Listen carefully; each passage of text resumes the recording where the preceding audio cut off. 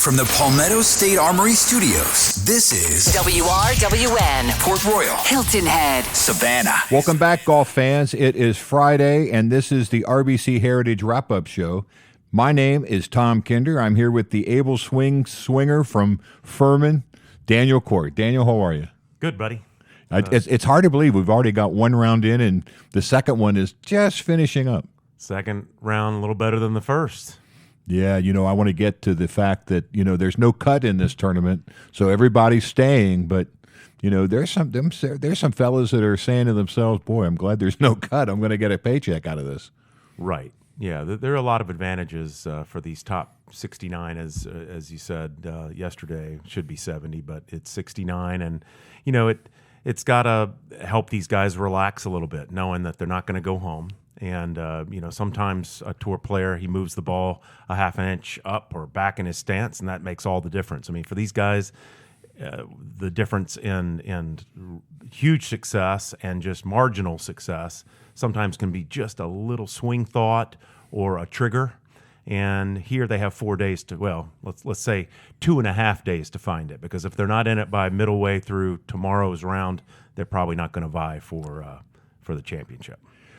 Well, today was a lot like yesterday.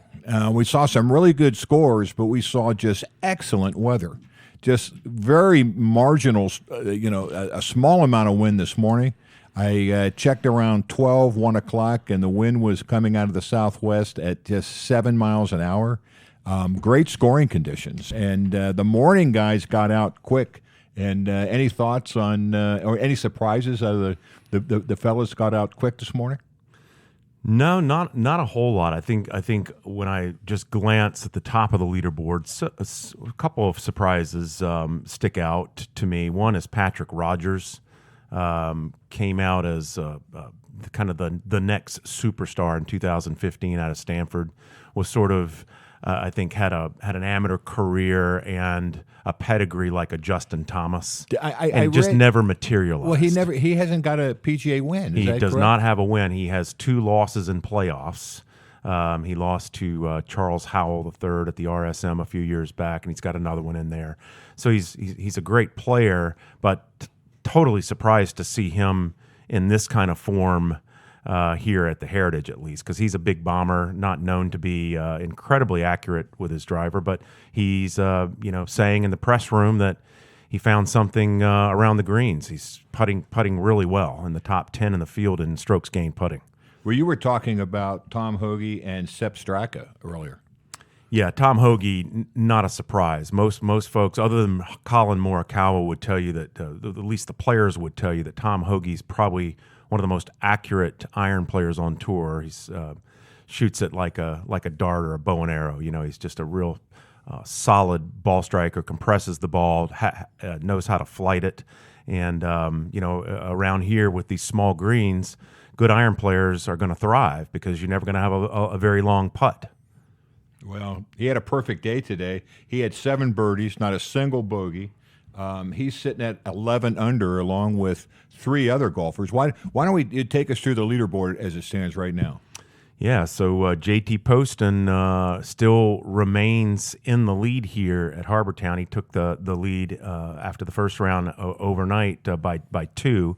He is joined now by 3 other players, the aforementioned Tom Hoge at -11, Sepp Straka at -11. Colin Morikawa has another good day, also at -11. Mackenzie Hughes, Patrick Rogers, and Ludwig Oberg. I was saying Aberg yesterday. It is Oberg. I'm just going to start calling him Beethoven, because he's a maestro out there, young phenom. Those guys are at -10. Patrick Cantlay has not had a good year by his standards, world number 8. But loves it around here. Lost to Jordan Spieth in 2022 in a playoff. He shoots 66 to get it to -9. The popular and gregarious Sahith Theegala is also -9. You've got 2 players at -8. Byung Hun An is at -8, and world number 1 Scotty Scheffler is at 8 under. He's on the march, isn't he? Yeah. And he just concluded his second round, shot a 65. So, you think about Scheffler, Tom. I say, have you ever heard a freight train coming from the distance, or a tornado? I've heard a tornado. I've Coming heard a from the lot of distance. those. That has to be when these guys glance up at that leaderboard. That's got to be the sensation that they're feeling, because Scotty Scheffler is more than just the world number one. He brings a presence with him now, and that's got to be intimidating to the other players, because he's just at a different level. With paycheck from the RBC Heritage, the Masters. He's lining them all up. Well, I heard also, and sorry to interrupt you, but Scotty Scheffler already has more FedEx points to date than he had all of last year. Scary. Well, that is scary. In case you just joined us, you're listening to the RBC Heritage Wrap-Up Show. I can say this because JT Poston had just left the 18th green. Had he made a 6-foot 3-inch putt, he'd be our single leader today. Instead, he's tied with Tom Hoagie, Sepp Straka, and Colin Morikawa, which is Colin is kind of a surprise. He was sneaking around yesterday, but he had a good day today as well. Well, he said he found something midway through the second round of the Masters. He's just known for his world-class iron play, which led him to winning 2 majors very early in his career. But, as we've seen with so many players like a Jordan Spieth who have success early in their careers, they're going to go through those peaks and then those valleys. He hit a valley over the last couple years, hasn't won in a while. So to see him playing with this level of confidence is not really that surprising. And just as I said before, sometimes for players at this level, it's just a small thing, a trigger, a thought. He said in his flash press today, press conference, that he didn't hit the ball well today, but he was able. He's confident enough right now, coming off of the Masters third place, that he was able to put a round together and still shoot a score. And when the best players in the world don't have their A game, which is Tiger used to talk about this all the time, didn't have my A game, still able to shoot a low number, that's when they found it. Well, I can remember back in 2015 when Jim Furyk won, and the first thing he told me was, I really didn't play that well today. But there he was in a plaid jacket. So Speaking of these world-ranked golfers, I mean, number 3, Xander Schauffele, he had a heck of a day today. I mean, he had 2 eagles on the front 9. Eagled, what was it? Number 2? No, it was number 5, I think. Then eagled number 9, holed out from, I think, just 27 yards out. Yeah, not really a surprise. Schauffele is in the top 5 ball strikers in the world. Hits it a long way. Very consistent. He's just not had. He's having his worst putting season through this late in April in his career. So that's a little bit scary too. To think he's still world number 3, comes out today, found something with the putter, and again, he was the pre-tournament favorite coming in here. I look to him to be a considerable factor as we get into the weekend. Well, he sent a 10-foot putt on number 5 to earn that birdie. Didn't need his putter on number 9, so that's a good way to solve your putting problems. Certainly helps with the putting stats to have a 0. Well, Xander had shot 72 yesterday, so he was in plus numbers coming into today, and he needed to have a good day. Well, I think he's one of those that came in with a little bit of a Masters hangover as well, so not too big of a surprise. He and both Scotty Scheffler didn't have their best days, but being the world-class number 1 and number 3 in the world, came back and showed you what kind of caliber and robust premier golf games they have. They're complete in every respect, and they have the mental capacity to win championships. I followed 2 of our favorite Koreans today. Sung J.M., he's been on the tour for 10 years. He's only 26 years old. I mean, he was a phenom when he came on the tour. I think he was, 15 or 16 years old.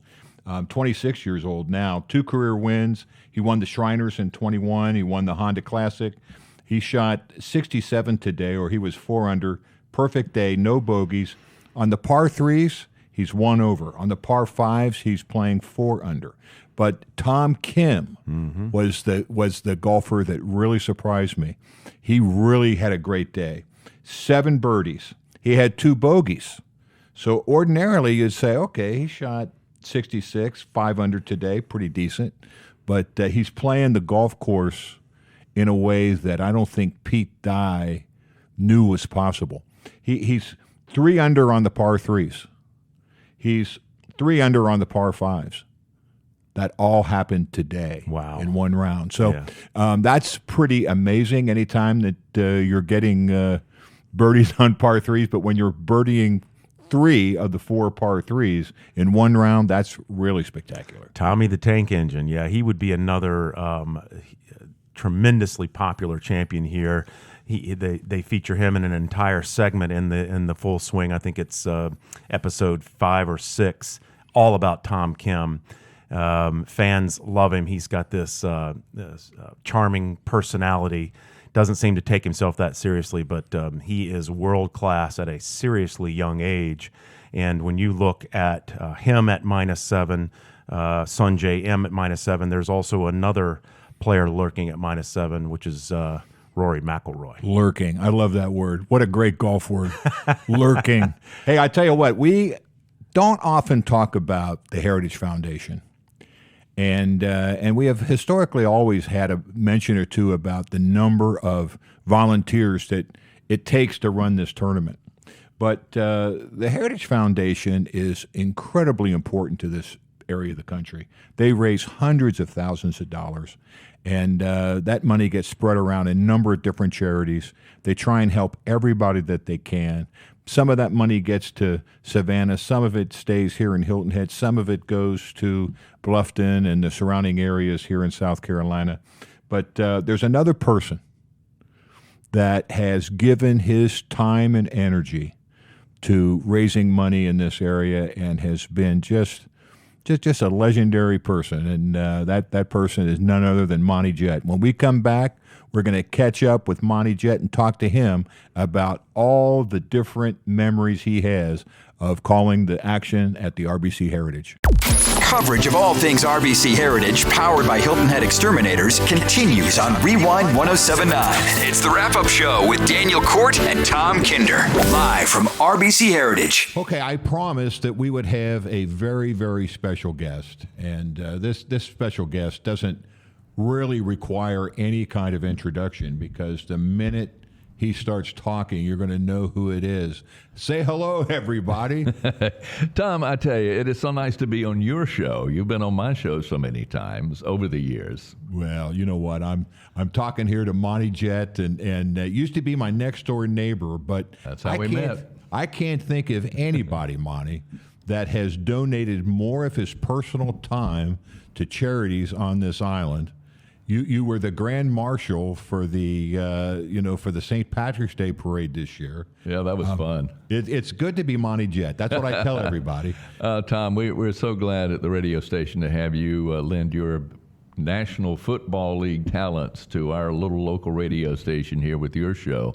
And I remember, I think it was 2004. Was that your first show, 2005? I don't do Aaron Badley won that year. Aaron Badley. I want to say, I thought it was 2006, but I could be wrong. Yeah. But it's been a while. I think this is my 19th year. Yeah. So it's been a while. You do the math on that real quick, and I believe I was right at 04 or 05, somewhere in there, 06. Well, if I've done 19 years, you've done twice that many. How far back do you go? 1988, Greg Norman won, and for our listeners who've been around for a long time, that was the year that Greg Norman kind of took under his wing this disabled child, or had some disabilities, and it was just a great story. Followed him around on the field, but from the radio station's point of view, we were doing live coverage at the time. We had all kind of equipment down there. It was really a pain to be able to pull it off.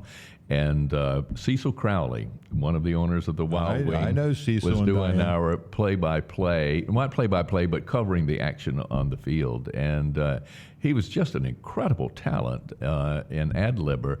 And I was driving to Charleston at the time when I was listening to our report, and you heard the crowd go wild, and we were able to capture a hole-in-one that Greg made that year live on the air as it happened. So that was pretty special. Yeah, that would be special. My special Greg Norman story has to do with my wife, Colleen.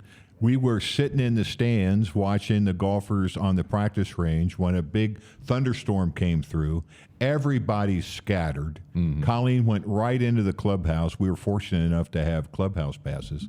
and I was stuck down underneath the clubhouse trying to figure out how to get into this very, very crowded building. All right. And Colleen came out on the veranda and she said, "Stay right there.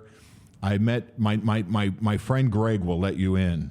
And so sure enough, the door opens. It's Greg Norman letting me in. And, Colleen and I sat at this little table talking to Greg Norman until the rain settled. And for those that don't know, Colleen is a very tall, beautiful woman. She's opened many doors for Tom in his career, I assure you. Yeah, well, I tell you what, I'm just lucky to hang out with her, to be honest with you. Yeah, you are. But, but 38 years, 36 years, whatever it's been. About 36, yeah. 36 years. I mean, any memories that you have? I mean, you've had all kinds of people on your boat. Oh. You've talked to professional golfers. You've done just about everything.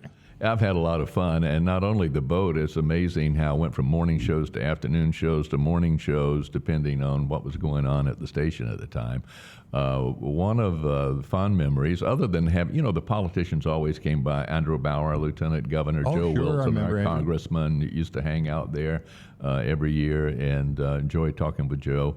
But the one afternoon show, we had a yacht from Sea Ray of Savannah. One of our sponsors was the local strip club. I can't remember which name it was at the time, but my goodness, the ladies that worked there wanted to get on the front of the yacht and sunbathe. So that was a distraction. That was a memory. That was a lot of fun. I don't think we've done that since then. But Well, probably not the memories you were looking for. well, but the memory does not surprise me. I am not surprised at all. But, one of my heritage moments was Media Day. I don't know how long ago it was, but it was your birthday. Oh, this is one of my favorite stories. I tell it all the time, too. Why don't you go ahead and tell it? Well, here we are, and the last Monday in February is generally Media Day. Well, it happened to be, my birthday is the 27th of February, and so it happened to fall on my exact birthday. The day before, maybe the 2 days prior, we just were inundated with rain. The golf course was soaked, and they canceled the golf that they provide for us on Media Day, or did at one time. And so they did that in advance. So we had the breakfast and the long meetings, and at noon was the normal time to tee off. Well, it had been sunny all morning. It had been dry. The wind came up a little bit, dried out the course, and they said, well, we're not prepared to have you play, but if you would like to go out and play, go ahead, just on your own.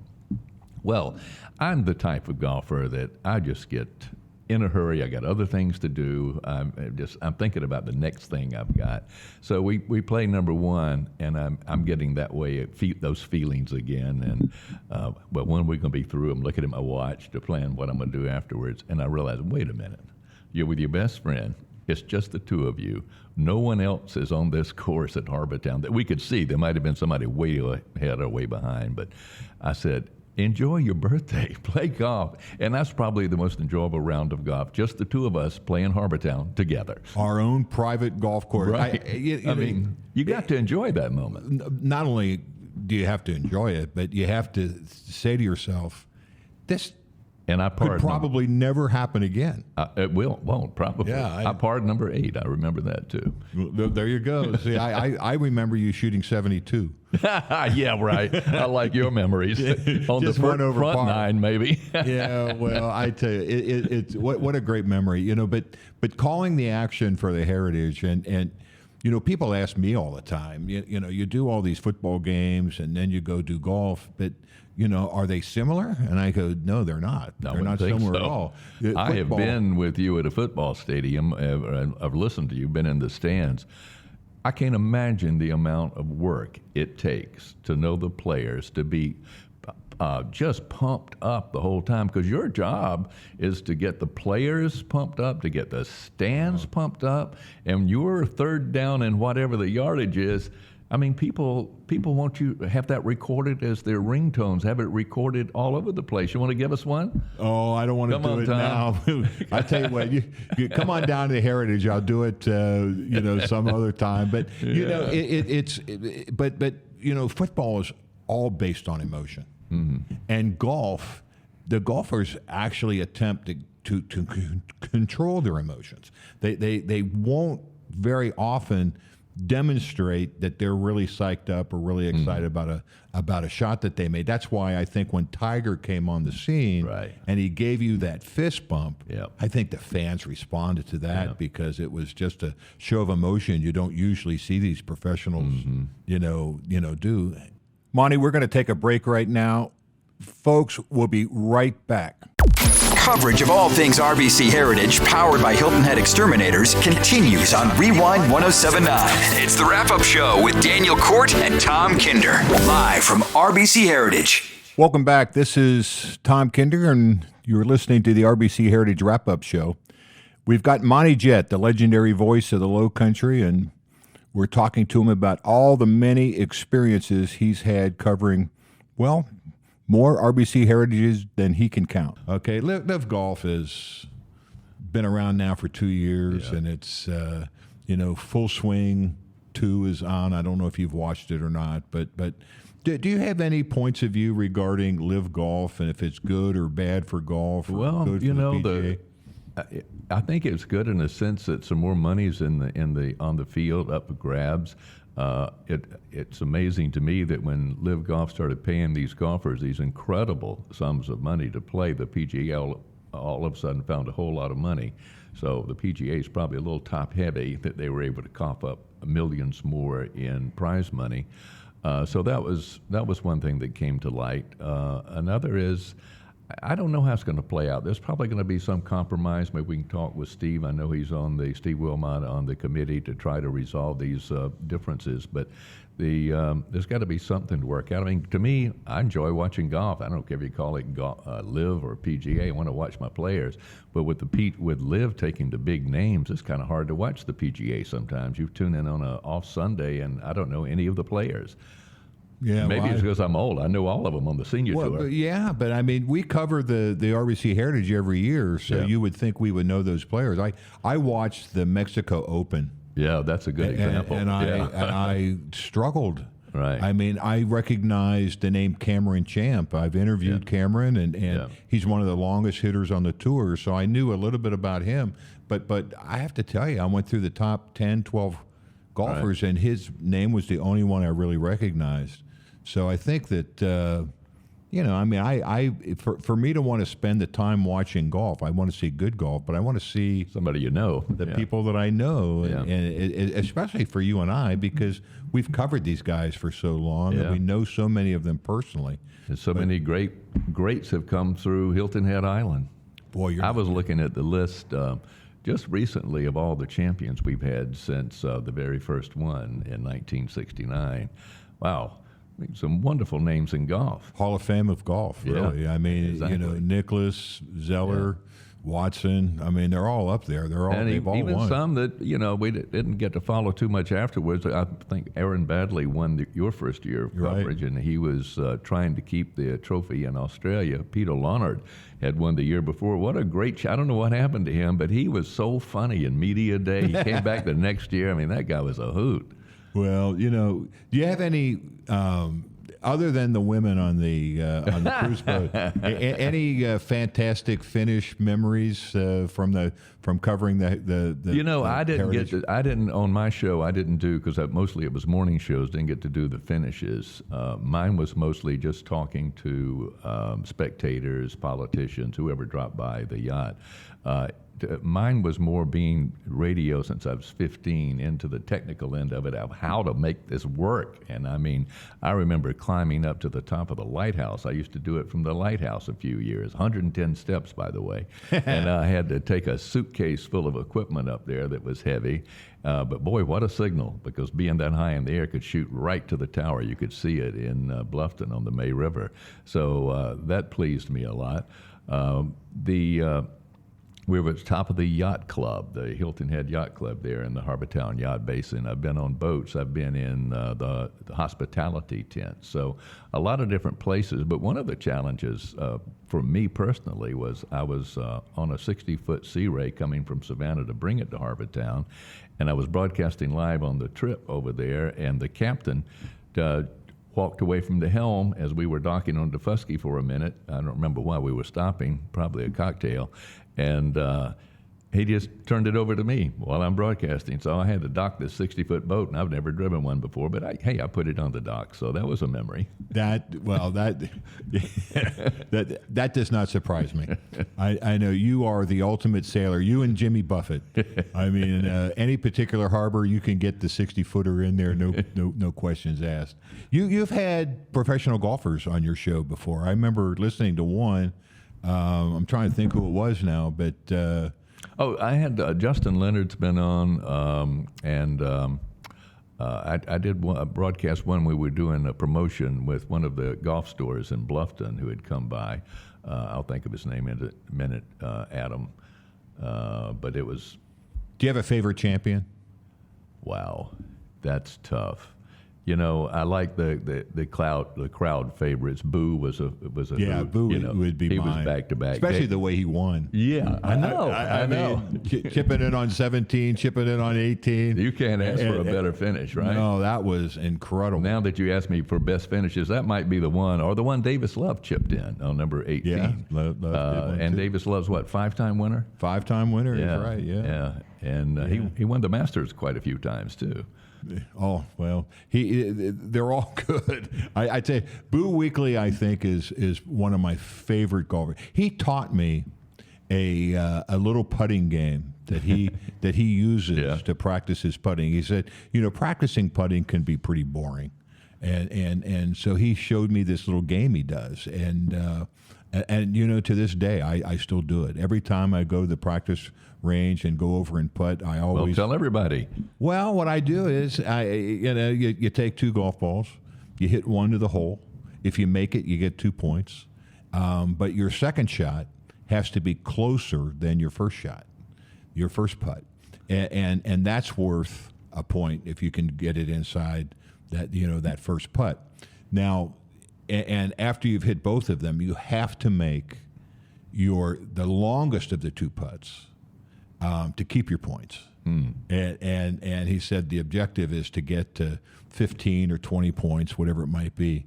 And I thought that's a good way to to stimulate your mind to want to be interested in trying to really practice your putting. Yeah, be very objective setting and to pursue it that way.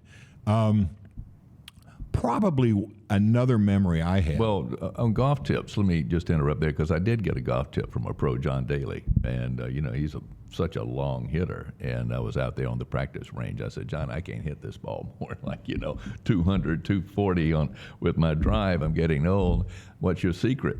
And he bent down and teed up a ball and leaned that tee just a little bit forward. And he said, that's how I do it. Gives me a quarter of an inch more. That's right. And it gets you more distance? Yeah, about a quarter of an inch more. Right. But we've seen them all here. That's the good thing about the Heritage is so many of these great golfers have come here. Another memory I have of a golfer that I really admired and I used to like to see him get dressed up was Payne Stewart. Oh, back-to-back winners. Yeah, and he kind of struck me as a guy that got this whole plaid thing going. Yeah. The year that he came with his knickers and all his plaids. He got the whole knickers. Brought that back, the old golf, and people loved it. And you know what they really loved? I might not know he was a musician. And he would come in the local pubs, probably Riley's, I can't remember now, but there was only a handful back in those days. And he would come and get on the stage and play in the middle of his rounds, and entertain the crowd. So he was definitely a Hilton Head Island favorite. Yeah, without question. Well, look, I tell you what, I guess the last question I really have for you is that I will never, ever be asked to be the Grand Marshal for the St. Patrick's Day Parade. But all the pictures I saw, all the comments I saw on Facebook, you must have had a great time. I did, and it was so fun to have my granddaughter Quinjet riding in my lap. She loves horses, so it was just a thrill for her to be in a carriage. Carreta de Oro Tequila, our buddy Rick Patel, brand of tequila brought in from Mexico, just being introduced here, had that carriage hand-built and with its logo, not even logo, just its name on it, and it was kind of a buckboard carriage deal, but it was pulled by a Clydesdale horse. and it was pretty wonderful experience to see that. I've been in the parade for 36 years, and it's been fun. But I was just a participant in not the Grand Marshal, so I got to see the whole parade this time. Well, and everybody, the whole parade got to see you too. Yeah. So congratulations on that. Thank you. It was a great Thank honor. you.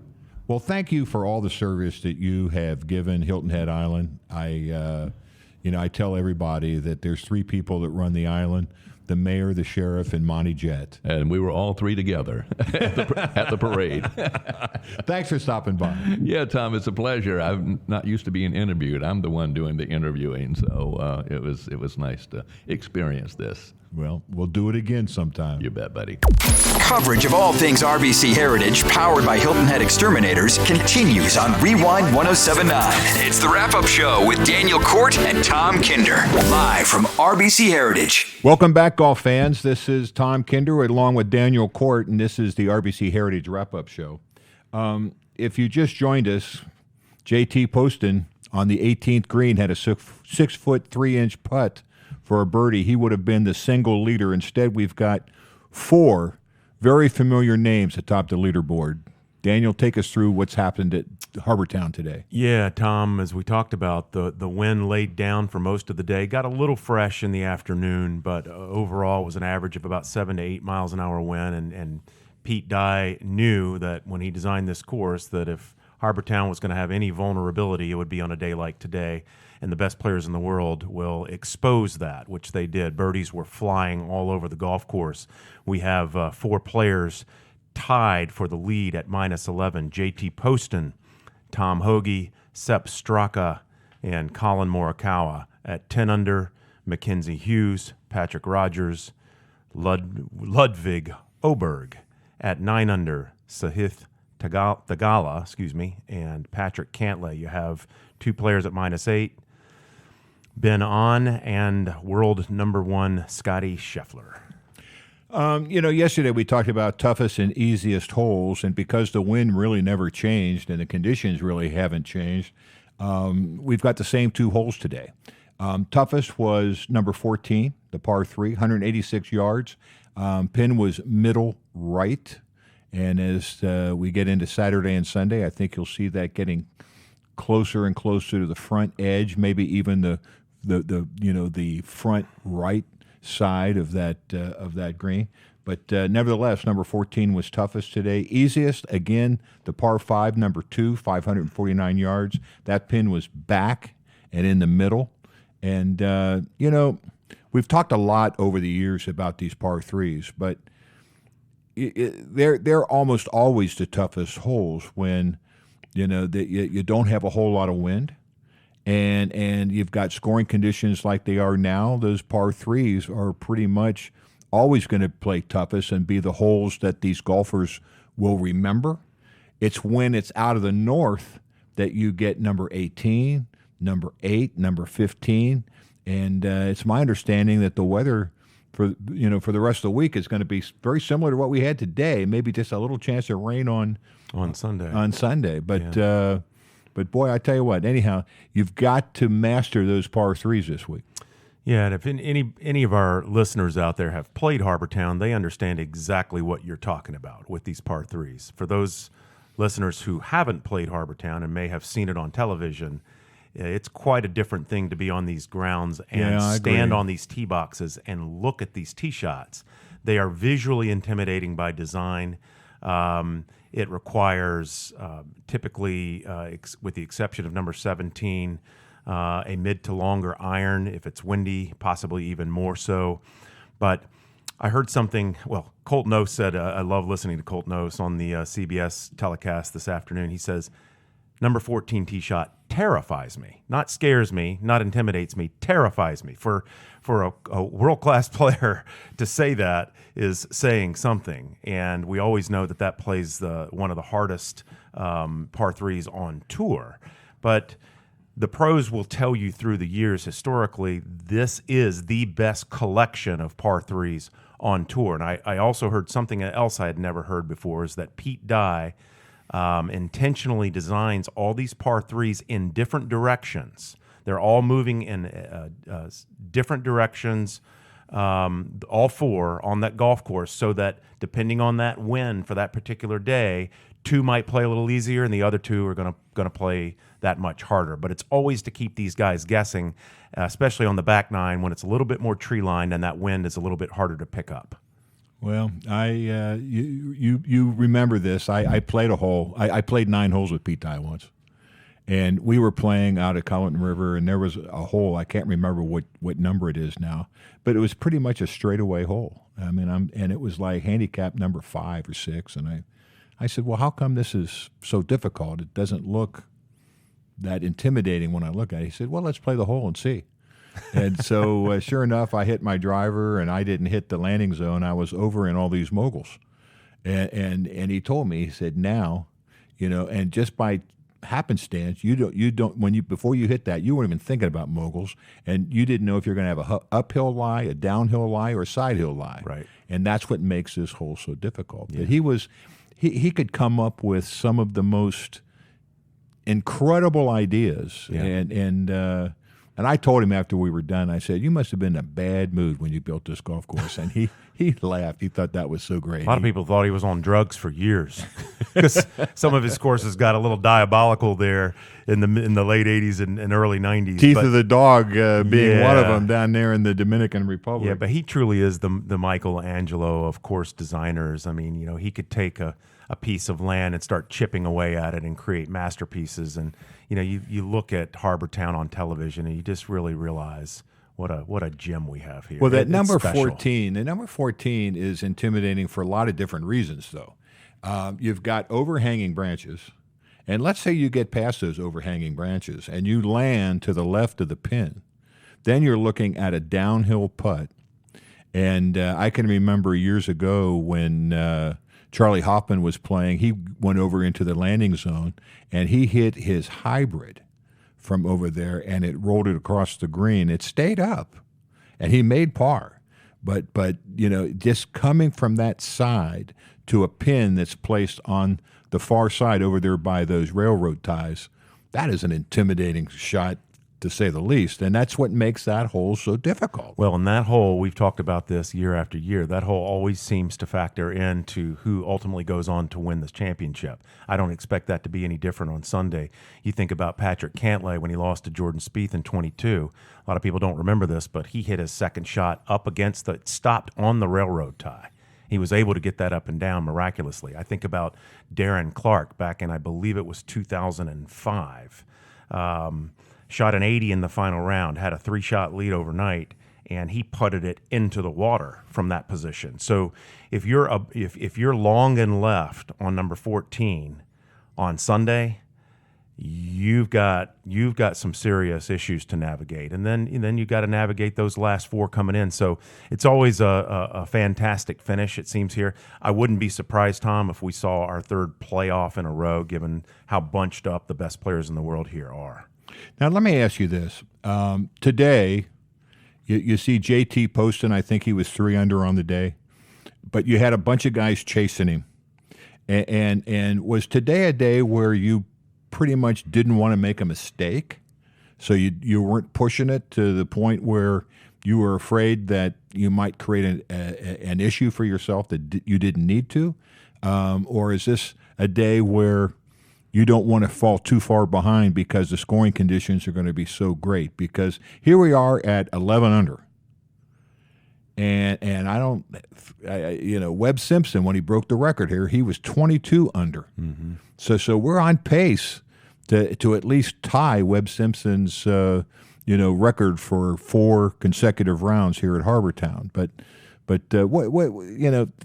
take me through the mindset of these golfers as they're playing today, and who's chasing and who's taking it easy, just trying not to make a mistake.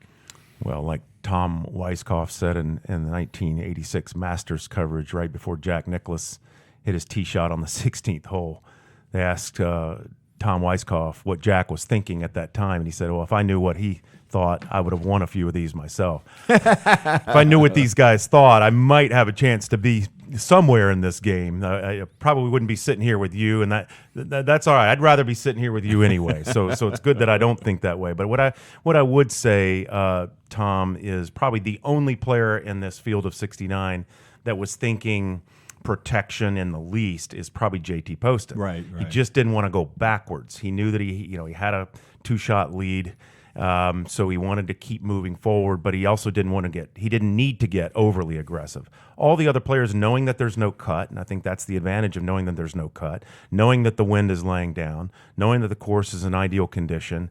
I think every one of the field of 68, with the exception of JT Poston, came out with that mindset that they had to go low. And a lot of them did. A lot of them, I heard, I mentioned this yesterday, Cam Young said in his flash presser yesterday that he made a lot of mediocre swings at very smart targets, and I think that's what you have to do here. So even the players like Morikawa, who said he didn't bring his best stuff from tee to green, he was able to score because around here, if you're on form at all and you're thinking right, you hit at smart targets, you can still get up and down because again, these greens are small. Right now, with the full swing, season 2 on Netflix. A lot of golfers are watching that. A lot of golfers probably got caught up in the Patrick Cantlay hat, no hat thing with Rory McIlroy, the caddy, the whole works.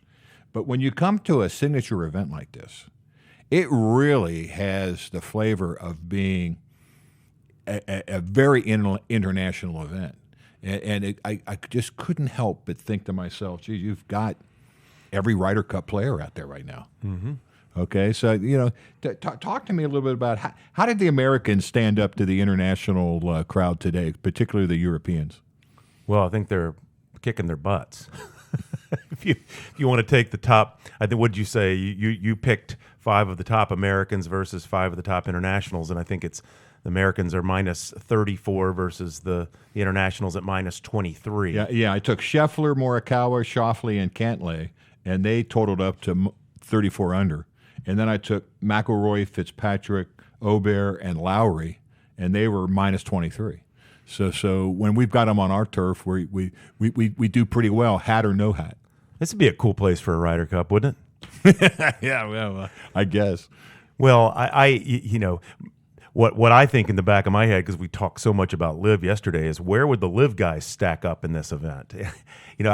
I just I think the medal, the test, the benchmark for professional golf still lives on the PGA Tour because of the grind, because of the weekend, the week out, the travel, the preparation, the level of the golf courses, the competition. It's still the gold standard, and I think a lot of these LIV guys playing a different game. Some are fat and happy and got a lot of money in the bank account. So, I don't want to get back on that topic, but I think the gold standard is right here at Harbor Town this week, and all the world is watching. It was maybe 5, 6, 7 years ago when we talked about a youth movement on the PGA Tour, the young guns against the old established, the old guard. Well, we're going through that again now. I mean, we've got Ludwig Aubert, we've got Sahith Theegala, we've got Austin Eckroth. I mean, these guys Tom are all Kim. 20. Yeah, they're all 24, 25 years old. So there's a real youth movement taking place in the PGA now. What's important, I think, that the PGA has to do is they're going to have to take these young stars, and they're going to have to find a way to publicize these guys so that the American people begin to realize some of these names that they may not be all that familiar with. There's a lot of marketing and media that the PGA needs to pour into these guys so that they can become household names. You don't want to risk the fact that LIV Golf is going to go pick off one of these guys. Well, and that could very well happen. I mean, nobody thought John Rahm would have. I never thought John Rahm was picked going up anywhere. and left the PGA Tour. So that shows us right there that all these players are susceptible when you put that kind of money, wave that kind of money in their face. But I think what's interesting too, Tiger changed the game in so many ways. But I think one of the main things he did is his play elevated other stars. It brought along guys like Jordan Spieth and Justin Thomas and Brooks Koepka. I think that's what we're seeing with Scotty Scheffler now. Scotty Scheffler's only 27 years old. He's a young gun too, if you look at it from that perspective. But he wins so often that you don't think of him as a young gun. Well, he's starting to win that often, and now he's bringing that Tiger-like intimidation to the golf course. But these guys, the Tom Kims, the Aubergs, they're watching this and they're drafting off of this. These guys drafted off of Tiger, and they'll all say, that guy was the one that changed the trajectory of my career because I realized if I was going to be able to not only play at this level, but be a winner at this level, be a major championship competitor at this level, I've got to be like that guy. I've got to prepare like that guy. I've got to think like that guy. I've got to work out like that guy. I've got to eat like that guy. I've got to have a coach like that guy.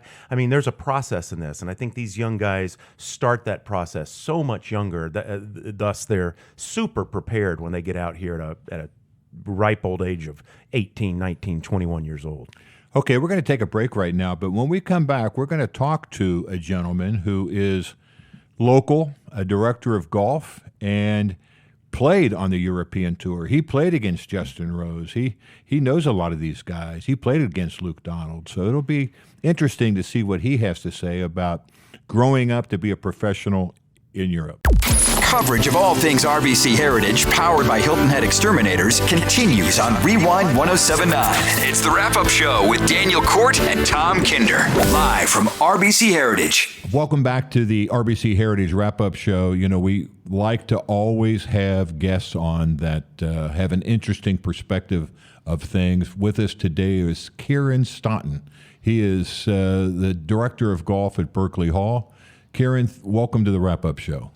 Tom, thanks for having me back on. Great to be with you again. Yeah, you were with us. You've been with us before. In fact, I recall, was it a year or two ago that you made a prediction? I think you liked Shane Lowry as a potential winner of the Heritage that year. Yeah, I remember that a couple of years ago. Always follow Shane Lowry, great player. He's had some great wins, and obviously loves playing at Harbour Town here.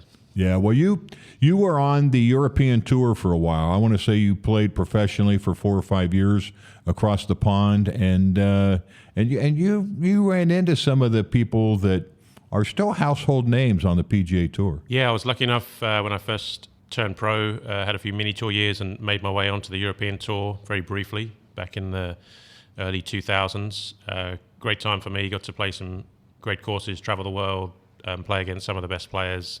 I certainly wasn't in the caliber of some of the top guys, but kind of my kind of era was Luke Donald, Paul Casey, Sergio Garcia, that kind of age range. Those guys were top guns, and it was great to be able to play a few events that those guys played and see how it's done.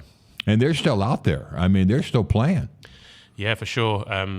Good to follow, Paul Casey and Sergio obviously over on Live right now, but Luke Donald, Ryder Cup captain this last go around. And a few of the guys I used to play with, David Skins, who's just come up on the PGA Tour this last year. Good to see him sticking it out, getting his card from the Corn Ferry last year, and he had a good run down in Florida a couple of weeks ago. So good to see these guys still playing some great golf. Well, Luke Donald has been to Hilton Head Island a number of times. I think if there is such a record for second place finishes, he's probably come in second more than anybody I know. Yeah, Luke's he's always been a great player from his amateur days. Very steady. Harbour Town's a great course for him. He's not the longest of hitters, but back in his day, he's fabulous with the wedges and the short game and the putter. So a good course for him, and no question that he would have some good results there. Yeah, he was #1 player in the world. Also was awarded a Empire Award from the Queen. I'm not exactly sure I know what that is, but having the fact that he was the Ryder Cup captain, you follow the Ryder Cup, I'm sure. Oh yeah, love the Ryder Cup every 2 years. It's the spectacle of the sport of golf. Some great matches being played. The fans really get into it. But Luke Donald he's been a great ambassador for not just European golf, but golf around the world for many years, and great to see him getting some of those accolades. Well, I followed him on Instagram and Facebook during COVID, and he was posting a lesson each day. And most of those lessons had to do with wedges, sand shots, approach shots, putting, his real strengths of the game. But he has been of all the players that I can think of at the Heritage, probably the most accessible to me. I would interview him every year, some years more than once, but I always thought I'd see him in that plaid jacket, but it just never quite happened. Yeah, sometimes it's just not meant to be. He's always had some great finishes there, but he's very personable, always up for an interview, and has got some great insights into the game for sure. Well, you were a junior golfer in the UK. You joined the European Tour. When was it that you decided that, you know what, I want to switch careers? I want to stay close to golf, but I'm going to go this other route where I'm going to be a director of golf at a first-class golf facility. Yeah, growing up, as a young junior player, the dream is always to play on a tour and play in some majors and try and win some tournaments. So, that was my goal from my late teens, and I was lucky enough to be able to pursue that. I certainly wasn't the most outstanding junior player as I was growing up, but I kind of stuck at it and put some practice in, and I was lucky enough to make it through the Q School stages. And, my dream was to play on a tour, and I made it there. So I was a happy man for a few years. I would say that my best golf was probably good enough to compete at that level, but I just didn't have my best stuff enough of the time. So, I gave it 3 or 4 years, was lucky enough to come over to the States here and play what is now the Corn Ferry Tour a little bit as well, and test myself against those guys. But at the end of the day, it was more of a financial decision to move on. And I had some friends that were good mentors to me that worked in the golf industry, head pros, directors of golf, and I'd seen how they conducted their careers. They still got to play at a good level in their sections and in the national championships. And so that was something that always interested me, being able to serve the members and create a good environment at the golf clubs and run some nice tournaments and be a good advocate for the game while still being able to play a little bit at section and national level. So that was where I kind of took my wares as such, did some PGA training back in England and then came over here to the States and did the same thing. And I was lucky enough to land here at Berkeley Hall, which is, as you know, a fabulous facility. We got some great members, and it's just a great place to be. Well, tell me about the transition from growing up in the UK, playing golf in the UK, and how is golf different here in the United States? Yeah, that's a good question. I think a lot of our members love traveling, playing a little golf in the UK and Ireland. And it's certainly a different style of golf, different grasses, different layouts. But yeah, your golf game can travel wherever you go. So, the elements might change a little bit if you're playing on the coast in England or Ireland. You got some high winds to contend with. Not too many big bunkers and big water hazards like we have over here. So the golf course design is a little different on both sides of the pond. But the game is essentially the same. Well, the game, I guess, is the same. I was talking to Adam Miller, and he is the guru of agronomy, and he told me that what most people in the South don't recognize is that the majority of rounds are played when the grass isn't growing, which is far different than where he was before he came here in Maryland, where the majority of rounds are played when the grass is growing. And that was a whole new set of challenges for him. Yeah, he's done a great job. He's been here for maybe about 3 years now, but certainly a different environment. We're obviously a warm season climate, so we have a warm season grass in the Bermuda grass that is, as he says, not growing in the wintertime, where we have a lot of folks that come down from up in the northern states to play some golf when there's no snow on the ground down here. But obviously the Bermuda's not growing, so we have some different grasses in the winter, some overseed on the fairways, and he does a great job managing those and keeping the course in great condition. Well, you didn't grow up on Bermuda grass, but you seem to have mastered playing in Bermuda grass. I saw just recently where a tournament full of professionals here on the island, you shot 63 and walked away with the trophy. So the Bermuda grass must appeal to you. Yeah, I think that day it worked in my favor, but definitely not familiar with that growing up, the Bermuda grass, and it's taken a few years to get used to, but I think it's more difficult around the greens. The greens themselves, you can putt on them, but I think the pitching and chipping is probably the hardest thing to get used to with the Bermuda. With the vast variety of golf skills at Berkeley Hall, what tips would you have for golfers to improve their game? What are the problems that you see that a majority of golfers have in their golf game? I would say on the whole that we have a lot of folks, they try and play shots that perhaps they don't practice that often. I think stick to the shots you can play. Don't always go for the hero shot. And sometimes it's, you don't always have to try for the long drive off the tee. Sometimes you can play a little bit more strategic golf, maybe a little bit more Luke Donald style than John Rahm style perhaps. But the short game gets a little overlooked. I think it always has. Folks like to hit long straight drives and high towering iron shots, but work on your pitching and chipping and putting, and you can save plenty of strokes around the green and get those scores down.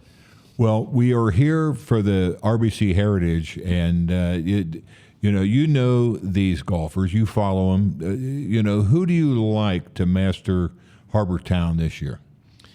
Well, we've already mentioned Shane Lowry. I always keep a lookout for him, especially on he plays well on certain courses, and Harbour Town is one of those. Matt Fitzpatrick as well. Yeah, and he's a past winner. He's been playing some good golf. But I think, the way Scotty Scheffler's been playing the last couple of weeks, you wouldn't overlook him on any golf course. Harbour Town, different to the two courses he's just won on, but the way he's playing, you wouldn't put it past him. Well, what about live golf? Live golf seems to be a big controversy for golf fans. Do you see a future for live golf? I mean, beyond just buying players? Yeah, I think they've been going for a couple of years now. It was a fairly contentious start to live golf, and they've had a lot of players transition over from the PGA Tour in a not too friendly scenario. But at the end of the day, everyone's just playing golf, and they're playing golf tournaments. So if where the money's coming from is sustainable, I don't see why it wouldn't keep going for a few more years. Do you think that the PGA and live golf, all this discussion about merging, do you think that's possible? I'm not sure, to be honest. I think there's, there was so much back and forth in the early days, and so much bad blood maybe has gone under the bridge that I'm not sure there'll be an easy merger that suits both sides particularly well. But I think the PGA Tour, has been around for 50, 60, maybe plus years now, and I'm not sure they need to worry too much about too many rivals. Okay, tell me, going back to your days in Europe, playing professional golf, did you ever have any matches against somebody that we would remember and know about? I guess, did you go head to head with Luke Donald or Justin Rose, anybody like that? No, I think a few of my contemporaries, someone like Ross Fisher, played in the Ryder Cup back in 2010. I played a lot of golf with him growing up, and I think we were both on the European Tour for our first year at the same time. So I always enjoy following him, and he's put some great rounds and tournaments together, and he's still going pretty strong. And I mentioned David Skins earlier. Played a little bit of golf with him back in my amateur days, so it's good to see him coming strong on the PGA Tour now as well. And I always enjoy following the big names that from my era, the Lee Westwoods and Colin Montgomerys and Ian Poulters, even though they're not playing as good as they used to these days. Okay, well, the pari-mutuel betting, folks, has been established. Kieran likes Shane Lowry and Matthew Fitzpatrick, and we like Kieran Staunton. So, Kieran, thank you so much for stopping by to meet with us today. It's always a pleasure to have you on the air. Yeah, Tom, thanks for having me again. Great being with you. Thank you. Coverage of all things RBC Heritage, powered by Hilton Head Exterminators, continues on Rewind 107.9. It's the wrap-up show with Daniel Cort and Tom Kinder, live from RBC Heritage. Welcome back. This is the RBC Heritage wrap-up show. This is Tom Kinder along with Daniel Cort. And Daniel, we've had a barn burner today. We've got 4 people on top of the leaderboard. What's it look like? Yeah, if you're a golf fan, this is fun stuff. We've got a sellout crowd coming Saturday and Sunday, and they're in for a treat. We've got 4 players tied for the lead at a -11. JT Poston, Tom Hoagie, Sepp Straka, and Colin Morikawa, your world number 13 player. Mackenzie Hughes, Patrick Rogers, and Ludwig, I'm having trouble saying that, Oberg, the phenom, the young phenom, they're all -10. Sahith Theegala and Patrick Cantlay are -9. At -8, Ben On and world number 1 Scotty Scheffler. A host of players at -7. 2 notables are Tom Kim and world number 2 Rory McIlroy. Okay, well, all those golfers you named are certainly in the hunt. I will mention again that JT Poston, he had a 6-foot 3-inch putt for birdie on 18. He could have gone back to that condo he's in and changed a few diapers with that new baby he and his wife have had, and would have had the lead all by himself. But instead, he's tied with 3 other gentlemen. And is that something that, well, that's going to carry over to tomorrow? Is that going to keep him up tonight? Well, you just said something at break that I think is really honest, and most of us that play this game on any kind of regular basis understands. When you miss a short putt like that, you bring it home with you. You sleep with it. We hate to say that. It sounds so meaningless, but if you're competitive and you like to play and you care and it costs you a $5 bet with your buddies, that's going to sit with you. Yep. And it's gonna make dinner taste a little more sour. But I reminded you that in 22 when Jordan Spieth won in round 3, he hit it into 18 to about 8 feet. He ran it by about 1.5 feet, waved at it, and missed it. And he said that sat with him all night, that he probably could have cost himself the tournament by just being careless. But he used that, Tom, to galvanize him, and he went on to shoot an amazing round the following day. Had 2 eagles in 3 eagles in a 2-day stretch in a row on the par 5s. Won in a playoff against Patrick Cantlay. So I say these guys are so good that I think a JT Poston will look at that putt and use it as motivation. It'll galvanize him tomorrow, and maybe he sleeps a little more comfortably knowing that he's not the leader in the clubhouse for the 2nd round in a row. Sometimes that can relax these guys. So I think he's going to sleep fine. I don't, anything. Putting is a difficult thing to do. You could have had a slight gust of wind. He could have hit a spike mark. We don't know. But I just think these guys are so darn good that they'll use missed shots, missed opportunities, missed putts to galvanize them and come back stronger the next day. Well, you mentioned Jordan Spieth, and we talked yesterday about the fact that we only have 3 past champions playing in this tournament. How did they do today? I mean, Fitzpatrick, Spieth, they had pretty good days. Webb Simpson, maybe not so great. Yeah, so Jordan Spieth, played really suspect yesterday, and we think he had a slight tweak to his left wrist. He was hitting out of the bunker and caught the railroad tie on number 13 yesterday. Had his wrist taped today. Comes out and bogeys the first hole to go all the way down to -1. He looks like he's going to be, he's not going to go home on the cut, but it looks like he's going to be a non-factor. Well, Jordan, love him. Most people love him. Some people, he drives crazy because he is such a heady, kind of an emotional, very verbal player. But he's a grinder. And that's what the best players in the world do the best. And Spieth, in true Spieth form, comes back on the back 9, birdies 13, 16, and 18 to get himself really right back into this tournament at -5. He's only 6 shots back, and that's still in the match here with 2 rounds to play with his caliber of play. Look, he's won in 22. He lost in a playoff in 23. He's clearly comfortable around here, and I like his chances here on the weekend. Matt Fitzpatrick, who was our 23 champion, had a really nice day.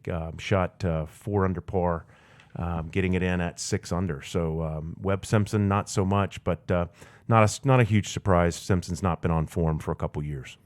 Fitzpatrick needs to hit more fairways with his driver. He's only hitting the driver in the fairway about 64% of the time, which means he's probably not missing it. He might be missing it in the right place, but it doesn't. The shot link data doesn't tell us that. It just tells us that he's pretty far down the list as far as where he stands amongst all the golfers on driving accuracy. Yeah, a little bit of a surprise there because he's really put a lot of work into his swing speed and really to be a kind of a slight guy, slight of build, slight of height. He hits it, pound for pound about as far as anybody on tour now, which is really what propelled him up into the heights of the world rankings that he is and on to the U.S. Open Championship 2 years ago. So, I wouldn't look at that as too big of a problem. The fairways here are awfully tight at Harbour Town. They can make those numbers look a little bit skewed. I think he's on form. He's clearly comfortable. I said he shot 4 under. He actually shot 5 under today with a 66. I look at him just like Jordan Spieth. I expect these guys, along with probably Patrick Cantlay, and experience-wise, probably Colin Morikawa. I like that group to make a strong push on moving day, which is what Saturday is. And Obear, I think Ludwig is looking awfully good. He's going to be somewhere near the top. He's playing great golf right now. He's fearless, Tom. That's the doggone thing about being young is they just don't have enough bad memories to he hadn't been playing long enough to have a whole lot of memories to affect the space between your ears. Right? He's just a young guy that just free swings, and he hit a couple of irons today that are just literally like painting the flagstick. The one that sticks out most notably to me was his 5-wood on the par 5 15th hole. Never left the flagstick from 271 yards. He had 14 feet for eagle, just missed it. But look, he's one back. Finished second at the Masters last week. He's riding a high. But I want to go back to Scotty Scheffler. I talked about the intimidation factor. I think it's there. He shot the best round in the afternoon groups at -6 when the wind was starting to freshen up. It just looks like he's starting to feel his legs again after the fatigue that he brought in here from the Masters. He's just at a different level right now. It's kind of like Mike Tyson when he was at the height of his powers. He was beating guys before they ever stepped in the ring, and I think Scotty is now bringing that sort of vibrato with him when he steps on the course. And today, to be nipping at the heels of these guys, they're looking back and thinking, if I don't go low, that guy's going to catch me and beat me. Well, yesterday we made some selections. I selected the same golfer that I have for the past 5 years, JT Poston. I thought that he was best positioned to win. We talked about the putt that he missed, but he had a perfect day. He had three birdies and didn't make any mistakes. If there was one chink in the armor today, I noticed that he didn't birdie a single par 5. Yeah. And if you're not going to get a birdie on a par 5, you're giving strokes up to just about the rest of the top half of the field for sure. The other name I picked was Heath Thagala. He's at -9. He was 4 under on the day. He birdied all 3 of the par 5s. He's got some driving accuracy issues, but he, too, is very much in the hunt, playing some good golf. How about your selections? Well, I was saying I picked Cam Young as my favorite, Will Zalatoris, and Lucas Glover last night. All are, right around that -4. I think they're all -4. 2 other names that I had marked and put an asterisk beside and didn't mention were Tom Hoge and Sepp Straka. Those are 2 guys. Hoge was the round of the day, along with Xander Schauffele at -7. Well, they're all at the top. Yeah, they had great days. And Straka -6. Straka, interestingly enough, has Kevin Kisner's caddy on his bag, Dewey Bach. They were Kevin Kisner and Straka were teammates at University of Georgia. So Kevin was very gracious, being that his career seems to be dwindling down a little bit to pass Dewey over to Sepp. Dewey clearly is doing some good things on Sepp's. Carrying Sepp's bag, but Sepp is the kind of guy, big guy, really soft hands, hits it a long way, but is an extremely accurate driver, plays a real confident, seems to be really level-headed, very well balanced out there. I like those 2 guys to be in the hunt come late Sunday. Well, that makes a lot of sense. We talked yesterday about the fact that there was no cut for this tournament Ordinarily, we'd be talking about the horse race inside the big race and who was going to make the cut and who didn't. Over the past 4 years, which accounts for just about any kind of weather condition you can think about, the average cut line would have been 2 under. And there's a host of players that would have been cut. Ricky Fowler, Webb Simpson, Justin Rose, Tommy Fleetwood, Kevin Kisner, but they'll all be here tomorrow. Tom, who do you think? And I'm looking at this leaderboard. I can go all the way back to the -5s. I think the guys at -5, you have Jason Day, Siwoo Kim, Jordan Spieth, Justin Thomas, Chandler Phillips, Adam Hadwin, Bryson Garnett. Those are all at -5. I think you can go back as far as -5 and still have a chance. But all of those guys at that number, 5, 6, and 7, including Rory McIlroy at 7, those guys have to go super low today. They all need to shoot within 6 to 8 under par to have a chance on Sunday. Without question. And that -5 mark, that's 30 golfers. That's right. I mean, so it's still a big, big horse race. Folks, thank you so much for listening this afternoon, and we'll be back tomorrow. This is the RBC Heritage Wrap-Up Show, and tomorrow night at 6 o'clock, we'll have everything that is Harbor Town and Tartan Plaid. From the Palmetto State Armory Studios, this is WRWN, Port Royal, Hilton Head. Savannah,